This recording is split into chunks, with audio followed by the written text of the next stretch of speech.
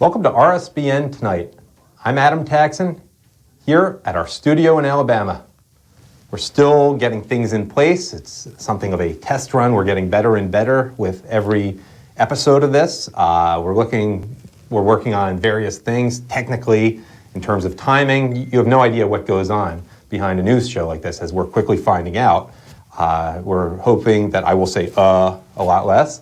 And just bear with us, and thank you for bearing with us. And if you know someone who might be great as a co-host, hey, get in touch. If you're resourceful, you'll figure out how to get in touch. But we are still looking for a co-host, though we're already interviewing. We're already setting up interviews. So that's something good to know. Bear with us. And let me just tell you something editorially about our show. When you watch the mainstream media, yes, including Fox News, there's always something urgent that they have to lead the show with. However, not every day is equal in terms of news, and that's a good thing today, given what the news was yesterday in terms of violence in Europe. But today was not a huge news day. The Electoral College didn't meet today. It met yesterday. The terrorism occurred yesterday. So we have to make a little bit of an editorial decision. What do we lead? But we're not going to pretend it's a crisis. I just want to get that out there before we get to our lead story. Now, our lead story. I bet you have no idea what it is, but it is the sad decline of a recent conservative icon. And I'm talking about talk show host and failed entrepreneur Glenn Beck. He has now already had enough humiliation for several lifetimes, with the publicly basically going bonkers, and with the collapse of his personally funded media network and so many firings and people sort of left without a job, et cetera, et cetera. But lately, in recent months, his decline has really been hitting the Keith Olbermann level. And if you watched 2 episodes ago, you heard us talk about Keith Olbermann. Many of you already know the stories about his Mercury Radio Arts Company and his online publication, The Blaze. They've been majorly scaled back. He had spent a lot of money on extravagant offices that they're now pretty empty, as almost all the employees have been let go. He has been a little bit ridiculous with spending, calling to mind, what's that movie? Citizen Kane. Except Citizen Kane, I still had the money to pay for it. But ridiculous spending, things like a replica of the White House Oval Office, a private plane, and that's just the start. You can Google it more. But yesterday, what Beck did was he made an appearance on a show called Full Frontal with Samantha Bee. And don't feel like you're out of the loop or uncool if you haven't heard of that, because really not that many people watch it. It's a so-called, who's Samantha Bee? I mean, she used to be on The Daily Show with Jon Stewart Leibowitz, and like a lot of the people who are on The Daily Show, she went on to do her own thing, not that many people were really watching. But she's a so-called comedian. She does political so-called humor and tells so-called jokes on so-called Comedy Central. Given that she's on Comedy Central, do I really need to tell you which way she leans politically? Probably not. But Beck and Bee, they, I guess, went to the BFF level, or they just sort of warmed things up, and they agreed on their show, and this is where it gets dramatic here. They were going to form an alliance against President-elect Trump. I mean, Beck is desperate now. Let's keep that in mind, and don't think any of this is necessarily coming from the heart. The man is desperate. And by the way, if this is the face of Never Trump, great. You know, maybe they can add Chris Suprin to the mix. And if you've been watching, you know who Chris Suprin is at this point. But Samantha Bee, she said, quote, "I think our future is going to be a broad coalition of nonpartisan decency. All of us against Trumpism," to which Beck very piously replied, "I agree." Honestly, I do feel bad for the guy. I've never made it to the extent he has, not even close, but it must hurt to have things fall backwards in such a direction when you're so desperate, when you don't want to lay low, you want to get it back, and you'll do anything to try to get things back, sell out whatever principles you've had. One nice thing about Beck is he did give us Tomi Lahren, and whether you like what she has to say or not, she's pleasant to look at. All right, now to more serious news. Germany. Majorly in the news yesterday, there was a terrorist attack, just as there was in Turkey. However, not that many developments. They thought they found, let me remind you, this was at the Christmas market in Berlin. 12 people killed, I think 50 or so were injured. And a man was arrested, a Pakistani man who was a refugee living in Germany. However, less than 24 hours after he was arrested, he was released, which pretty strong evidence that he probably didn't do it. So it was the wrong person. And they don't have a person yet that they've arrested. So this person could be totally on the loose. It's a very tense time over there in Berlin right now. There are definitely ramifications politically for Angela Merkel. This is not the first incident. There was that whole series of mass rape on New Year's Eve in Cologne. But she's sort of caught between a rock and a hard place because she's very much with the whole welcome refugees thing, and she talks about how they're the future. And she's really pushing. Again, as I mentioned yesterday, Germany has taken in more refugees, more Middle Eastern refugees, Muslim refugees, however you want to define it, than the rest of the Western world combined. So this is her policy. I guess she has to own it, but there are a lot of political ramifications for her. Now, there is some really good analysis of this out there. I'm giving you basically the bullet points here. I want to recommend to you a great short video, maybe it was 2 or 3 minutes, from Paul Joseph Watson of InfoWars. He has a YouTube channel, and all you have to do is Google the truth about the Berlin Christmas market attacks. That's with Paul Joseph Watson. Very worthwhile, 2-3 minutes there. Now, let me make a brief mention of Russia. It's a serious issue, but there's really no real news since the ambassador was assassinated at an art show in Ankara yesterday. Moving on. Now for the latest on the increasingly socialist social media. Twitter has a new video out. They have a new product that's supposed to sort of be their version of Facebook Live, and they have a new ad to promote that product, and in that they also happen to promote Black Lives Matter. Yep, I'm not making this up.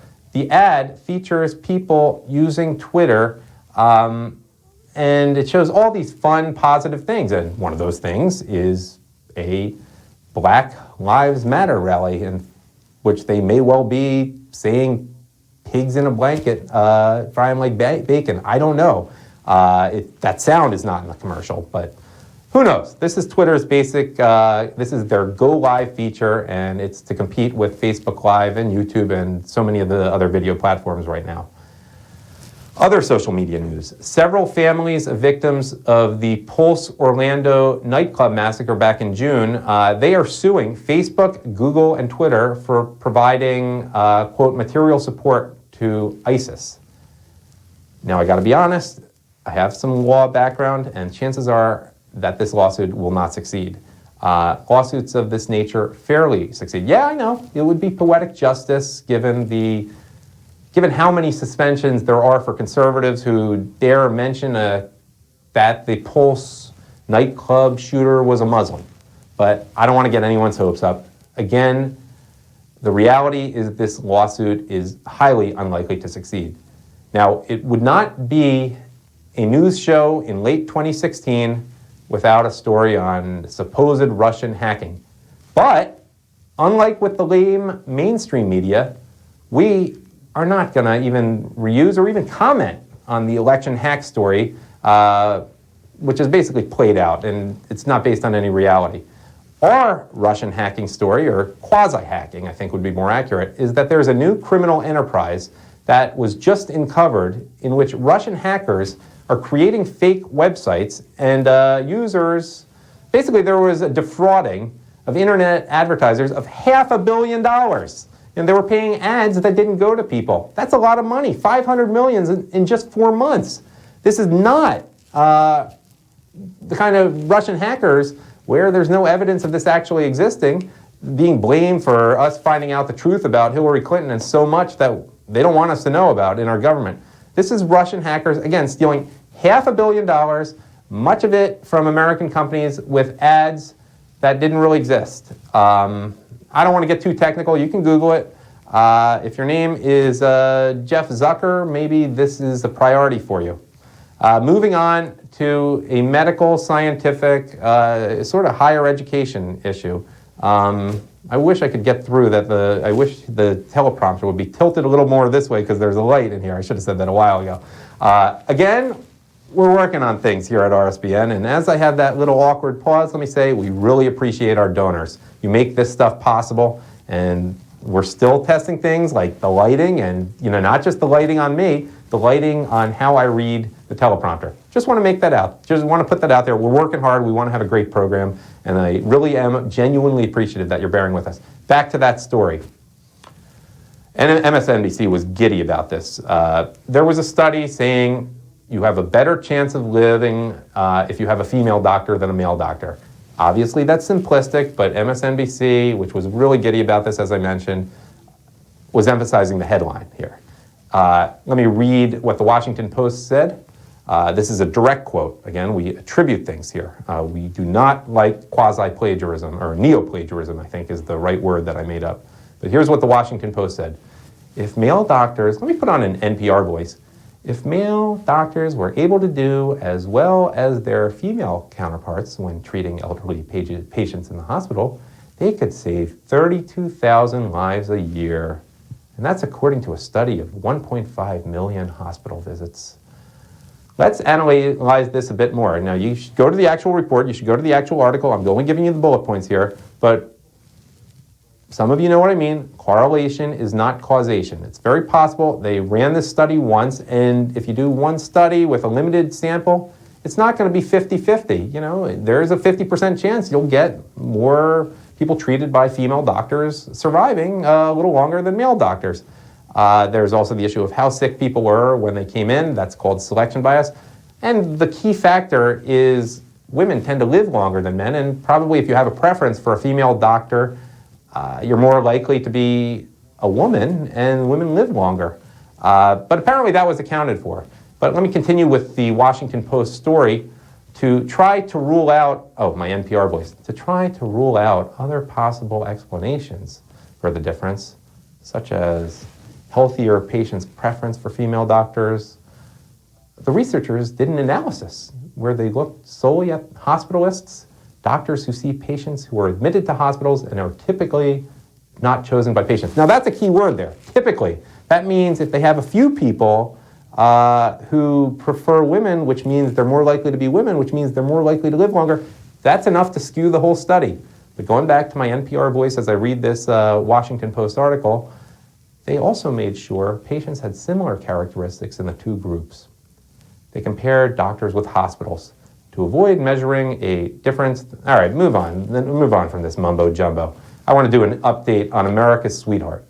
Make that leftist America's sweetheart,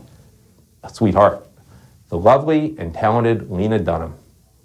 I'm going to quote directly from her podcast, which is called Women on the Hour. Not that I recommend you listen to it, especially if you just ate. Here's what Dunham said. Oh, you know what? I got it. Take a quick sip of water before I get to this. We'll have commercials soon, so you won't have to deal with this. This is a mouthful from Lena Dunham. Dunham said, and I'm not going to do any voice here. I don't even watch her show. I don't even know what she sounds like. I only know her dumb tweets. Dunham said, one day when I was visiting a Planned Parenthood in Texas, I mean, who doesn't go on vacation to go to a Planned Parenthood, right? One day when I was visiting a Planned Parenthood in Texas a few years ago, a young girl walked up to me and asked me if I'd like to be part of her project in which women shares their stories of abortions. And I'm not laughing at anything. I'm not even ad-libbing. It's just, oh my, really? Lena Dunham continued, I sort of jumped. I haven't had an abortion, I told her. I wanted to make it really clear to her that as much as I was going out and fighting for other women's options, I myself had never had an abortion. Insert your joke about what has to occur before one gets an abortion here and Lena Dunham's relative attractiveness. But anyhow, Dunham went on. And I realized that even I was carrying within myself stigma around this issue. Even I, the woman who cares as much as anybody about a woman's right to choose, let me say choose with a little longer vowel there, a woman's right to choose, felt it was important that people know I was unblemished in this department. And it gets better. Here's the great line from Dunham. Now I can say that I still haven't had an abortion, but I wish I had. I have nothing more to add to this. National Geographic. better reputation than Lena Dunham has, but it has gone the cheap, politically correct clickbait route. This is a venerable old magazine, and what it has done for its January issue, which I think comes out in a few days, or maybe is already out, we don't have it here at the office, it put a 9-year-old boy, emphasis on boy, who wants people to think he's really a girl, on the January cover of the magazine, which has the title, Gender Revolution. How nice. And it's such an important issue that there's a second cover that they're doing with, I guess, some social proof and lots of people, some even seemingly on the surface somewhat attractive. And I hope they have the picture up there for you. The magazine also is touting its documentary. It's titled Gender Revolution, A Journey with Katie Couric. I guess we can put Katie Couric in the Olbermann and Beck category now. Yeah, she's fallen. Now that we know XX and XY and blue and pink don't tell the full story, it is time, and I'm quoting National Geographic, to write a new chapter to ensure that we all can thrive in this world no matter what our gender or decision to not identify a gender, she states. Now let me get to what Breitbart News reported in June. That is that the American College of Pediatricians shows the gender ideology, I guess that's what they euphemistically call this, it showed that the gender ideology is harmful to children and that transgendered children are psychologically confused and at risk for mental health disorders. Probably already there, in my opinion. And need I point out, especially to the older male members of the audience, that when you thought about gender and sex in National Geographic a long time ago, we're talking before my time, the 50s, 60s, etc., that was the place if you wanted to see scantily clad, non-European women. Boy, National Geographic has gone in a different direction since then. Now, let's talk about the Rock and Roll Hall of Fame. There are 5 new members there are 5 who, I guess, when the ceremony occurs, and that's always a big deal, will be members. I don't know when the actual timing is, but they were announced today. Journey, long overdue, obviously. ELO, Electric Light Orchestra, they were called both at various times of their career. Yeah, that makes sense. Yes, it was one of the first groups you think of when you think of progressive rock. Yes was Yes inducted. Bad joke. Work with me here. 2 more, which are a little bit more unusual. Joan Baez and, yep, Tupac Shakur. And I'm not at all disrespecting their contributions to folk music and rap/hip-hop music. But come on, really? I mean, where do you draw the line? It's like putting Deion Sanders in the Baseball Hall of Fame, who is very much deserving of being in the Football Hall of Fame. And there's still a lot of worthy acts who may not be cool the way longtime Rolling Stone publisher Jan Lemmer, who's being nepotistic and letting his family in on all this, who are not in there. I could mention off the top of my head, Foreigner, Styx, REO Speedwagon, definitely, whose main guitarist just died in the last year, and who, they have a folk singer as their lead singer, a unique sound, and more in terms of metal. Iron Maiden, Megadeth aren't in there, but really, is it just about being cool? And, I have to put this more broadly. Then, in that case, why are the Carpenters not in there from the early 70s? A lot of hit songs. You could call them, they're just as much rock as Tupac Shakur, right? How about Bread? I mean, they were really saccharine. Their music didn't last the test of time, but in the early 70s, and again, I'm not that old. I was born then, but I wasn't listening to the radio.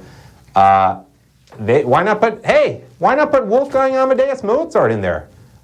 He was a rebel, right? I mean, definitely more of a rebel than the guys in Styx.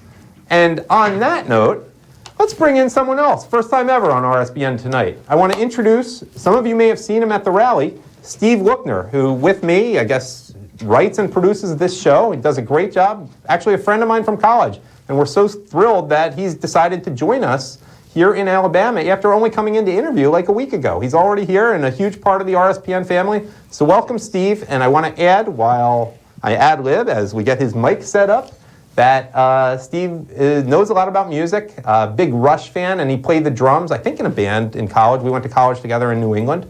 And you have some strong, once your microphone is on and set up, it's easier with a sweatshirt than a suit, I guess. You have some feelings. Welcome, Steve. Hello, Adam. Hey. It's good to see you again. Yeah, I know. It's been so long since we were over in the cubicles right there, 2 feet from each other. Good to see you since 5 minutes ago. All right. Oh. Oh, All right. Okay, whatever.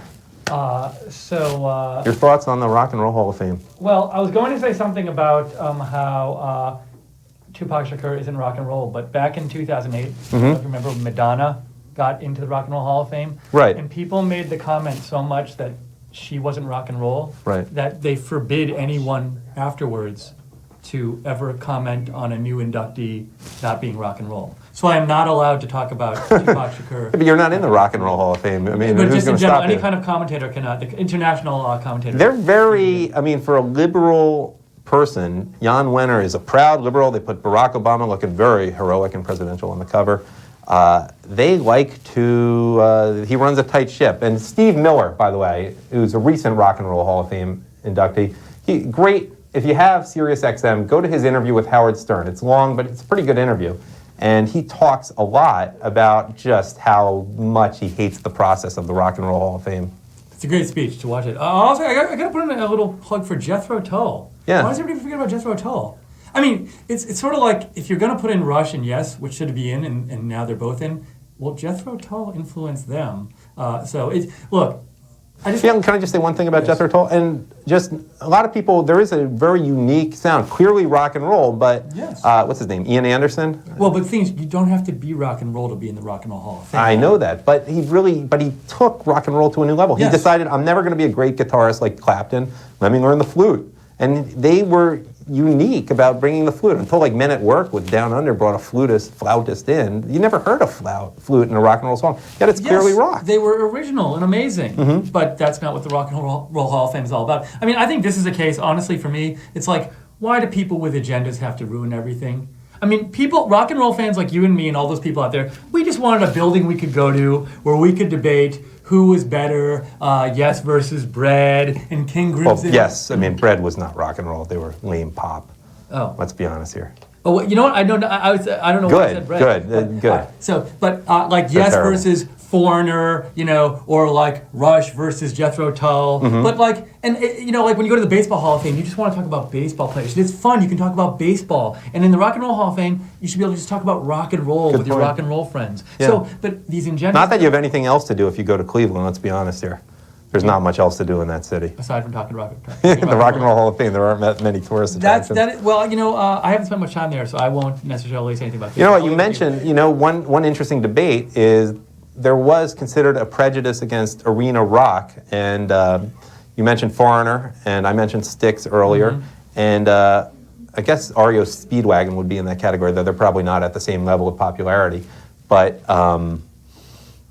Journey is now in, and they're definitely in that category. I mean, Journey has become a lot more iconic in recent years because for some reason, it wasn't even the biggest hit on the album, like Who's Crying Now in Open Words. That song, Don't Stop Believing, has been like huge for the last 10 years. I think Journey is fine, but here's the thing you have to understand about... so the people who vote on like Rock and Roll Hall of Fame are basically the same people who like run all the media, kind of. It's that age level, and they're like media types from like, that certain era. And the thing you have to understand about the mainstream media and people who run it is anything that was on TV or on the radio when they were kids is awesome to them and the best thing ever. And nothing else is really much good. So that's why like all the movies you see, it's like, hey, what would be a great idea? Let's have a movie about a person with Pac-Man. That just came out. Right. That movie. I didn't. But it's like so. Anyways, but we'll have much more time to talk about. Okay, all this stuff. and I want to add one more thing. I don't want to disrespect like the work. It's not really my type of music of Tupac Shakur and Joan Baez, but I would imagine Tupac Shakur is not even around, obviously, to talk about it. But he'd think this is kind of weird. I'm not rock and roll. It's almost like false light is a legal term. Like, no, that's not really what I am. Joan Baez actually is very unhappy and depressed every day that she ever got into the Rock and Roll Hall of Fame. I bet she's depressed every day anyway. That could would be my guess from her music. You know more about her than me, so you will be the authority on that. Okay, I got to get out of here and let you finish your show. Okay, yeah, that's right. And where's the teleprompter? Oh yeah, Who has that? All this has got to go on. We're gonna pause. I'll ad-lib a little bit about rock and roll, and you can just do it off camera because I'm not sure what I'm gonna say. It's Brad from Right Side Broadcasting. Yep. Hi, thanks, Steve, by the way. That was thanks for helpful. having me, man. And when did Rush get in? That's like your favorite group, right? Love your show. Thank you. I love your work on the show, too. Thank you. While you get that up, any groups that should be in the rock and roll Hank Williams Jr. isn't in the Rock and Roll Hall of Fame, right? I'm just moving it out of the way. Am I in the right place? Work with us here, be patient, and we love those of you who contribute. This is the segment in the show where we take the chair away. I could have worked with the chair actually being there, and was that one of the chairs I helped build? Because I know that was a popular thing on RSBN. Okay, where are we here? Enough about the Rock and Roll Hall of Fame, but we'll have the Baseball Hall of Fame and Football Hall of Fame in a few weeks, and I got some opinions there. Okay, global warming. You all love when we talk about that. We can call it our weather segment, and obviously it's very easy for us to make fun of global warming when it's the middle of December. Though, again, it's not winter yet. It will be in a few hours, technically, and it might already be if you watch this from the archives. And we have great archives here at RSBN, let me mention that. But I want to share this from the Channel 8 in Billings, Montana. There was a blizzard in the Beartooth Mountains outside Cody, Wyoming. Why is that news? It's not. I mean, you don't go there. You can't even go on the incredibly beautiful Beartooth Highway for several months out of the year, and I've done that drive. It is that beautiful. But I did it in summer, and it's only open like 7 months of the year for a reason. But here's the news from there. They needed snowplows, and, well, okay, that's normal. Adam, what are you getting at here? Here's the issue. When do you hear about this? The snowplow drivers and even the tow truck that came to pull out the snowplow drivers ended up getting stuck. So as KULR8, let me get it right, KULR8 reports, an amazing rescue saved one plow truck driver who spent all night in the cab of his plow. What was it, minus 15 degrees out there? He survived deadly cold and wind, so we're happy for that, and that's another interesting story. There's another one, Hawaii. Snow in Hawaii. Yesterday and Sunday, as you can see from the picture that should be up there, there was snow on the summits of Mauna Kea and Mauna Loa on the big island of Hawaii. In fact, there was thunder as well, and if you want a weather term that is always fun to hear, thunder snow. Google it if you want more information. And we go from the Beartooth Mountains to, where was I just a second ago? I was talking about, Hawaii, and we go on to the Sahara.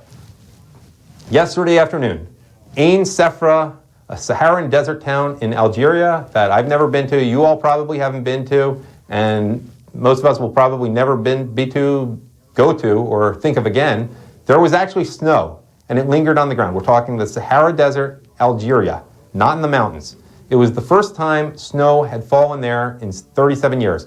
But there's more to it than that. 37 years, not that big a deal. Remember, like 2 years ago, Egypt got snow for the first time since like 1898. But here's the kicker. The snow actually lingered, and you're seeing a great photo up there of it right now. Then on the other side of things, there's a headline in the Miami Herald that basically says it all.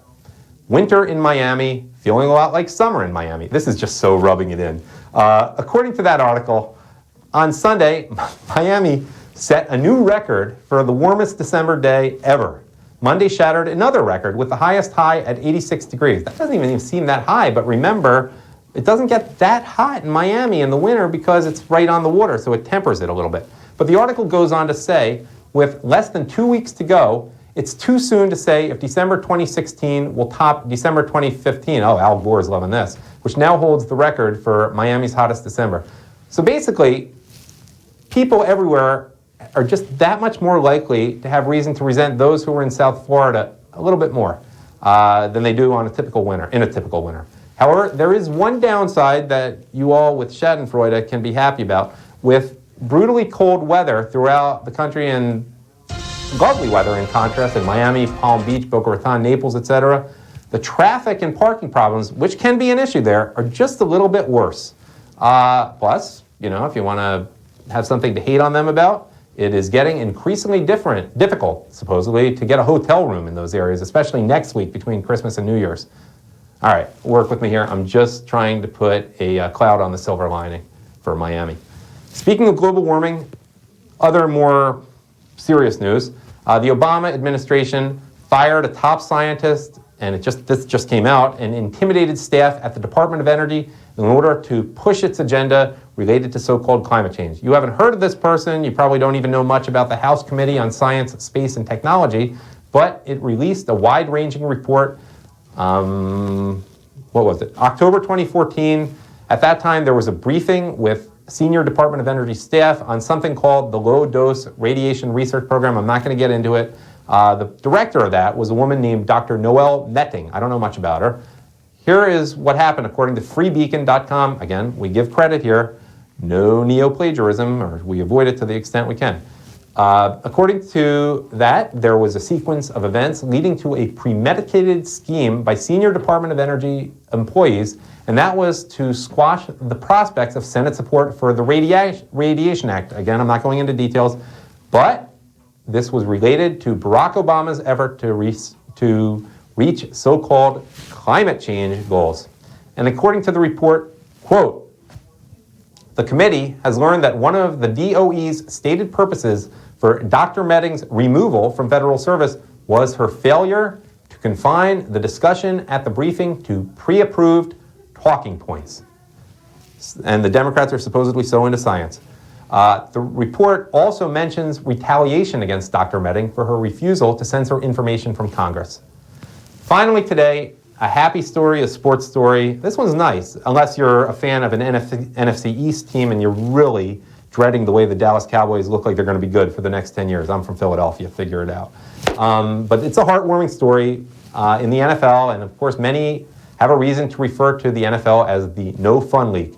So if you follow this at all, you've heard of a man named Ezekiel Elliott. He's a superstar rookie running back for the Dallas Cowboys, a standout at Ohio State, led them to a national championship, and along with another star rookie, a quarterback from Mississippi State named Dak Prescott. The Cowboys, who were 4-12 last year, now have a 12-2 record, and that is the best in the whole NFL, along with, predictably enough, Tom Brady and the New England Patriots.